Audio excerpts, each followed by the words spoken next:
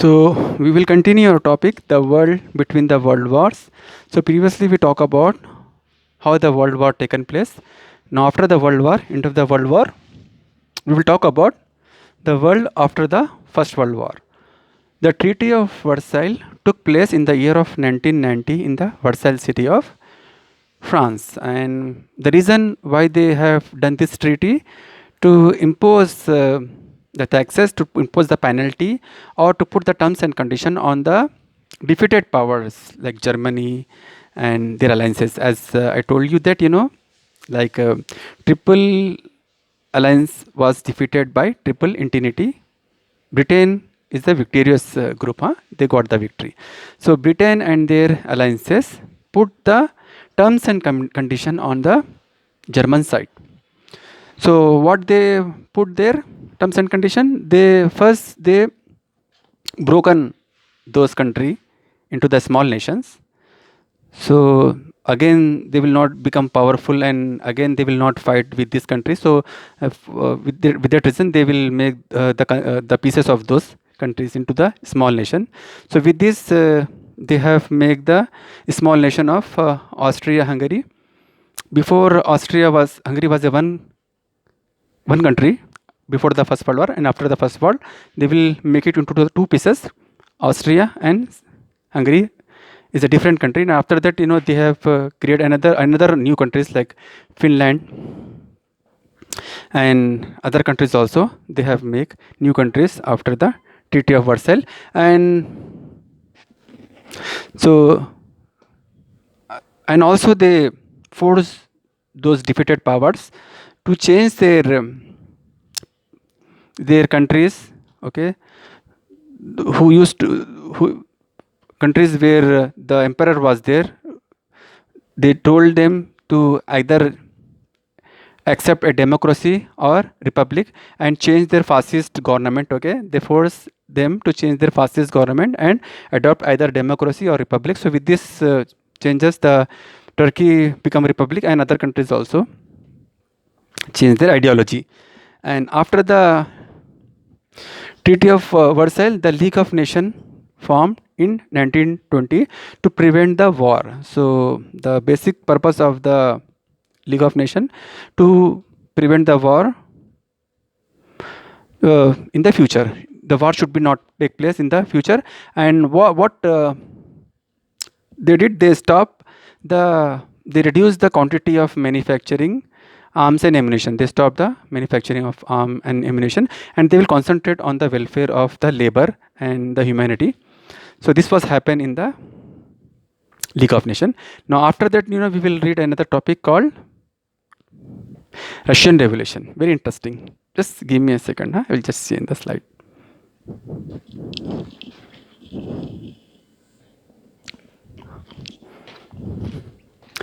So we will continue our topic. The Russian Socialist Revolution from 1917 to 1922. Why this revolution took place in Russia? The reason behind is that if we talk about Russia at that time, it was a very big country, and if I talk about the size of population, it's almost the population was that in Russia 156 million population, and after China and India, the third rank in the size of population was in Russia. So that is the reason only Russia used to call at that time Europasia, because that much population they are having. And if I talk about the countries which included at the time in the Russia was Ukraine, Kazakhstan, Tajikistan, Uzbekistan, all these countries, we are having separate today. So at that time, they used to be join in the Russia. At that time, it was very big. So, and if I talk about the livelihood of the Russian people at that time, it was agriculture. So now we will talk about why this revolution took place in the Russia. Why the people agitate in Russia. The reason behind is that the Caesar, he was the emperor of Russia. What he did, he sent lots of soldiers, in the military without knowing any reason. He involved in the first war. He sent his large army into the military. So almost 2 million soldiers and civilians died in the First World War. So that is the reason only the people of Russia become so angry that why he sent that much army in the World War, and there is a lots of food shortage because the food is going to send to those soldiers. So the food is not getting by the citizen of Russia. And another thing is that this is the first reason. And another reason is that there is a conflict between peasants and landlords. So landlords, they capture all the lands in Russia of the farmers, and farmers they have to work on wages on the like a rented land they have to work. So it's very difficult for the farmers. So one hand there is a struggle of farmer we are seeing in the Russian region. Another hand, lots of people have been get died in the war, and there is a shortage of food because lots of food has been get supplied to those soldiers who are fighting in the world war. So the people got so much, I can say, that burden, stubborn with the king. So they started the agitation. So how they started the agitation? So the first started from the lady Marfa. Okay, she is one lady who was working in the telephone factory. So what she did, she stopped the machine. Okay, then her supervisor asked, why you are stopping the machine? She said because for a piece of bread. So her supervisor, what she did, she was given a piece of bread. Then Marfa told that I am not fighting for my stomach, I am just fighting for other hunger, other citizens of Russia who are not getting the food. So by seeing that this woman Marfa protesting in the company, other worker also closed the factory. So what they did, they come on the streets, almost 10,000 women.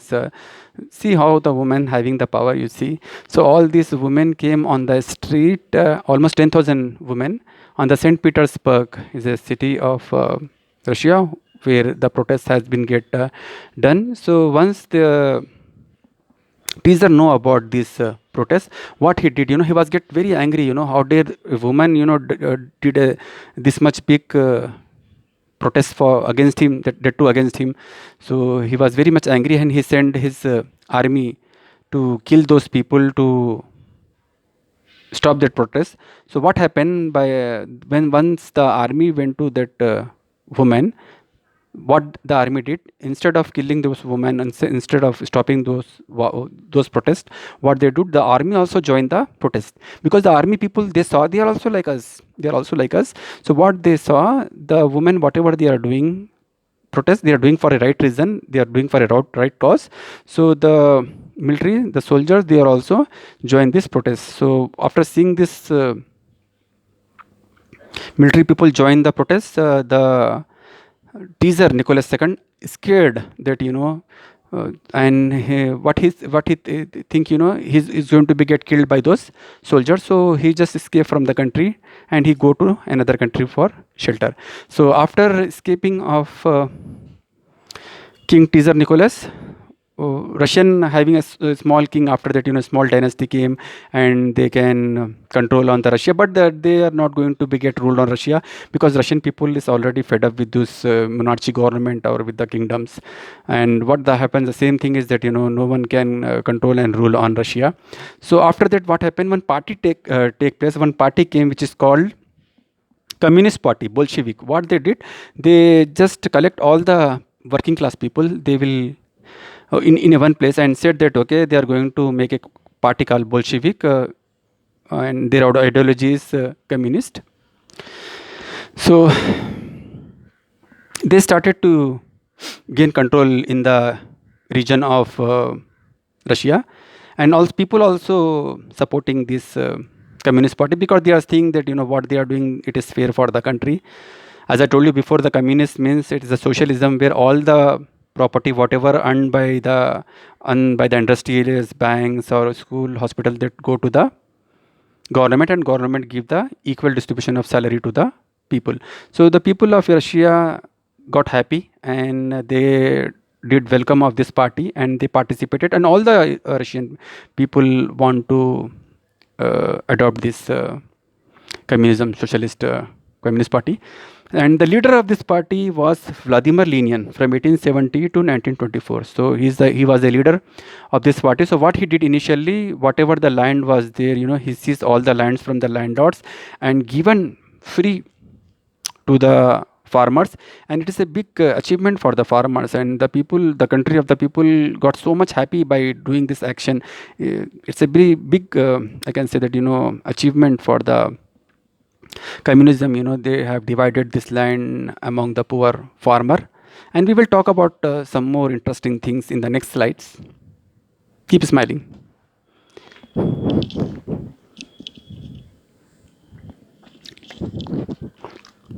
So our next topic is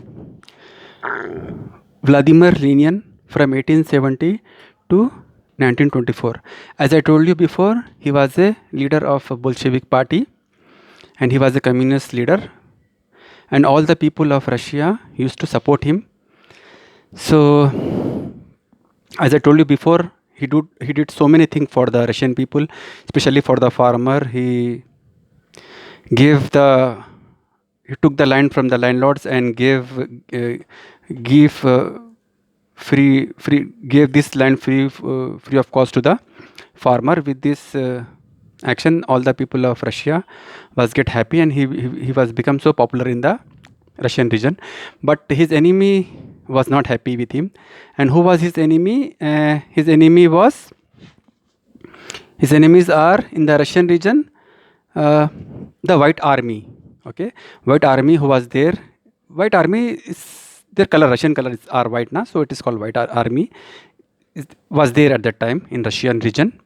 Few people whose color was white, and those who are in the army. That is the reason only it was called White Army. And this White Army are against. White Army is against from Vladimir Lenin, and another two other parties was also there along with the White Armies. It was monarchy.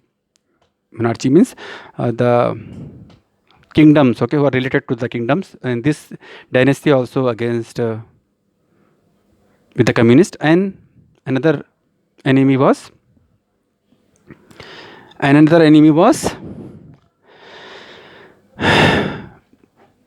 monarchy and anti-communist, those who doesn't like communities. Those three groups, okay, White Russian Army, monarchy and anti-communists, they used to fight against the communist party, against this Vladimir Lenin. And who gave support to this party? The victorious power, Britain, US, France, these powers, they used to give the support to this parties, because they give this support to them because they don't want to see the popularity of the communism, because they think communism is going to be get control over the world, and once the communists will control the world, then it is dangerous for the democracy, and the people will not keep black money in their pockets. All the people will get the same amount of salary. So this people doesn't want to build. Doesn't want to see that communists will become popular in the world.